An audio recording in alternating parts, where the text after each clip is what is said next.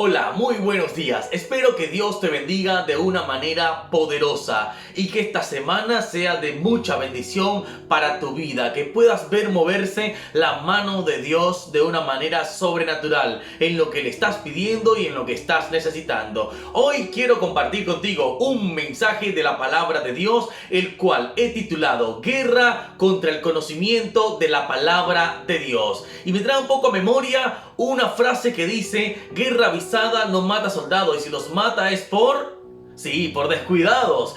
Para esto quiero afianzar este tema en el libro de Oseas, capítulo 4, versículo 6. Quiero que vayas conmigo a la Biblia, que cada vez que alguien pueda predicarte cualquier mensaje, que tú puedas buscar en tu Biblia y puedas decir, realmente dice lo que este hombre está diciendo, lo que esta mujer está diciendo. Vamos a leer Oseas 4, 6. Mi pueblo fue destruido porque le faltó conocimiento.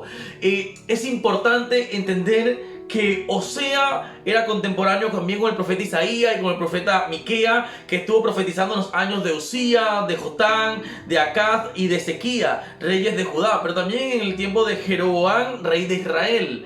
Ahora, la palabra guerra viene de una especie de lucha o de combate entre dos bandos diferentes. Y usted se estará preguntando, pero entonces, ¿quién me hace guerra para que yo no lea la palabra de Dios? ¿Quién me hace guerra contra ese conocimiento de la Biblia? Eso lo vamos a ir descubriendo a medida que este tema vaya avanzando. Por ello hoy, esta mañana, quiero comprobarte 3 razones por las que hay guerra contra el conocimiento de la palabra de Dios en tu vida. Y la primera de ellas es, lo leímos hace un instante, para que perezcamos por falta de conocimiento. Sí, para que muramos por falta de conocimiento. Perecer es morir. Para que muramos por falta de conocimiento. Para que muramos por no conocer a Dios. Y aquí estamos hablando de una muerte espiritual, pero también más adelante vamos a ver algunos beneficios que nos trae el conocimiento de la palabra de Dios, que nos da largura de días.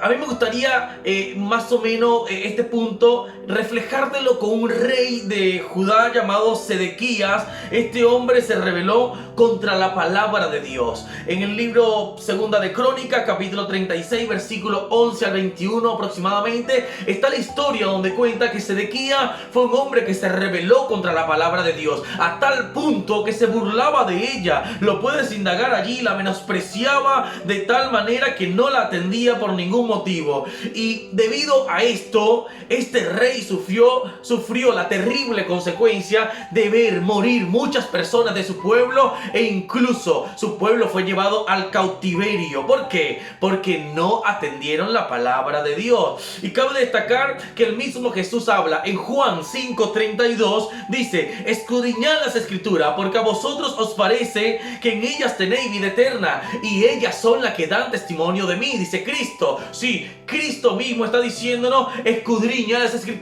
O le decía yo, ustedes escudriñan porque ellas son las que dan testimonio de mí, decía Cristo, testimonio de Dios. Y más adelante en Juan 8:31-32 dice Jesús a los judíos que habían creído en él: si vosotros permaneciereis en mi palabra, serán verdaderamente mis discípulos y conocerán la verdad, y la verdad los hará libres. Déjame decirte, amado amigo que estás escuchando este mensaje, querida amiga, que si no conocemos esta palabra, si no permanecemos en ella, lamentablemente nuestra vida se encuentra atada y condenada a la muerte, a una muerte, como ya dijimos, primeramente espiritual, a una muerte eterna. Y dice Jesús en Mateo 4:4, está escrito: no solo de pan vivirá el hombre, sino de toda palabra que sale de la boca de Dios. Sí, Señor, no solamente se vive de pan que nos comemos todos los días, sino que la Biblia es un pan que alimenta nuestras vidas. Es un pan que está dispuesto de parte de Dios para que tú y yo podamos crecer, para que tú y yo podamos comer de él, para que tú y yo podamos alimentarnos cada día de este pan y podamos vivir como Dios quiere que vivamos. La segunda razón que te quiero hablar hoy por la cual hay guerra contra el conocimiento de la palabra de Dios en tu vida es para que no enseñemos a otro, para que no nos convirtamos en maestros y para que no se expanda la palabra de Dios, para que mucha gente no salga de la cautividad, porque ya leímos anteriormente y conocerás la verdad y la verdad os hará libres. Entonces hay una guerra para que tú y yo no enseñemos. ¿Por qué? Porque no quiere el que nos hace la guerra que mucha gente salga del cautiverio. Y me llama mucho la atención que había un hombre llamado Esteban, un diácono que conocía muy bien la palabra de Dios. Lo miramos en el libro de Hechos capítulo 6 y capítulo 7. Este hombre conocía muy bien la palabra de Dios y por esto tratan de detenerlo. Es lo que nos muestra allí el libro de historia de los Hechos de los Apóstoles, donde dice que no podían resistir la sabiduría y el espíritu con el que les hablaba. Y vemos en el capítulo 7 que dice la palabra que Esteban estaba ante el sumo sacerdote y dice que estaba dando una defensa, impresionante defensa, y se paseaba. ¿Con qué se defendía? Se paseaba desde Abraham hasta Cristo, todo por las escrituras, por la palabra, por lo que Dios había hecho en el pueblo de Israel. Y déjame decirte que dice allí en Hechos capítulo 7 que esto les enfurecía en gran manera. Y sí, el enemigo se enfurece en gran manera cuando tú y yo compartimos el conocimiento de la Biblia con otras personas, cuando tú y yo enseñamos a otros, cuando tú y yo le decimos a otros, en Cristo tiene solución, cuando tú y yo le decimos a otros, Jesús es el pan de vida. Esta palabra te va a ayudar, esta Biblia te va a ayudar. Cuando decimos eso, el enemigo se enfurece en gran manera contra nuestras vidas. Dice el libro de Marcos capítulo 16 versículo 15, déjame decirte que enseñar a otro no es una opción, es una obligación, es una orden que Jesús dice: ir por todo el mundo y predicar el evangelio a toda criatura. Dice la palabra de Dios, es necesario que hagamos esto para que el que crea pueda salvarse, ser salvo, pueda salir del cautiverio. Primera de Tesalonicenses capítulo 2 versículo 18, Pablo dice: por lo cual quisimos ir a ustedes, yo, Pablo, ciertamente una y otra vez, pero Satanás nos estorbó. ¿Por qué Satanás estorbó? Para que no se enseñara a la iglesia de Tesalónica. Y él mismo hoy nos estorba tu vida, estorba a la iglesia, estorba a los creyentes, para que no abran este libro maravilloso, para que no abran la palabra de Dios, para que no la leas, para que no la estudies, para que no le enseñes a otros, porque él sabe que si tú y yo no estudiamos la palabra de Dios, él sabe que si tú y yo no leemos la palabra de Dios, amado, vamos a perecer por falta de conocimiento. Pero no solo eso, no vamos a enseñar a otros y otros también van a perecer, van a morir, porque tú y yo no le estamos hablando esa verdad que conocemos, que se llama Cristo Jesús. El otro texto también dice la palabra de Dios en Juan 3:11: de cierto te digo que lo que sabemos hablamos y lo que hemos visto, eso testificamos. Es por eso que hoy ves mucha gente hablando, predicando sin Biblia, predicando sin palabra, no enseñando palabra, porque lo dice Jesús: lo que sabemos hablamos. Y la pregunta es: ¿qué sabes? ¿De qué me estás hablando? Si no me estás hablando palabra, entonces no sabes palabra. ¿Qué pasa con tu vida? Es que hoy está escaseando la palabra, como lo dijimos en la clase de la Biblia, el video anterior.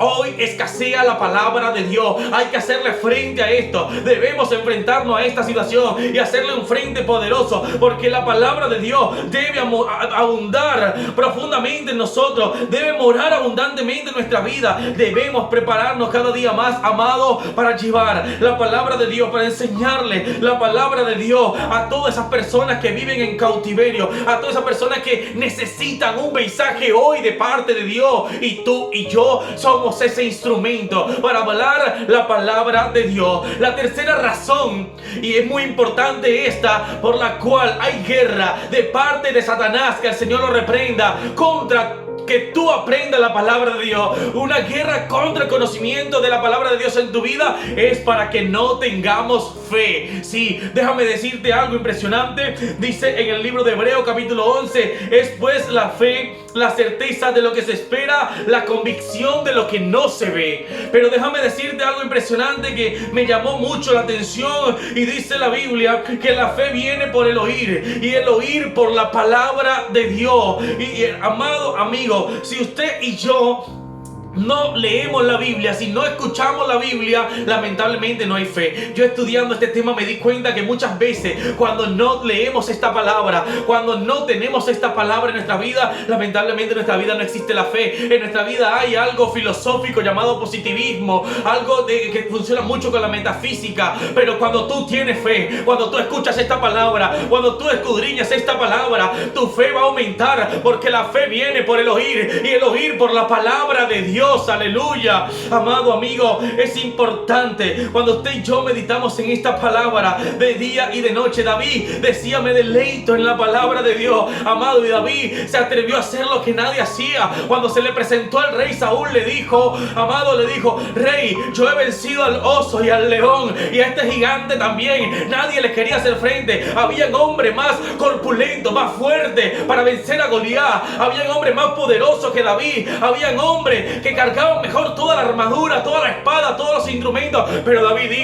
le dijo al gigante: tú vienes contra mí con espada y jabalina, pero yo voy contra ti en el nombre de Jehová, Dios de los ejércitos. Y por la fe le dijo: te voy a cortar la cabeza y se la voy a dar a las aves para que se la coman. Es porque este hombre comía fe, comía Biblia, leía, meditaba, se deleitaba en la presencia de Dios, y esto aumenta tu fe. Es necesario que tú y yo aumentemos la fe. Habacuc capítulo 2 versículo 4 dice la palabra: mas el justo por la fe vivirá. El justo por la fe vivirá. Si no tenemos fe, hermano, no hay nada. Dice Marcos 9:23: mas al que cree, al que tiene fe, todo le es posible. Y en Hebreo capítulo 11 versículo 6: pero sin fe es imposible agradar a Dios, porque es necesario que el que se acerca a Dios crea que Él existe y es galardonador de los que le buscan. Si usted y yo, hermano, no leemos la Biblia, vuelvo y te repito, no tenemos fe, porque sin fe es imposible agradar a Dios.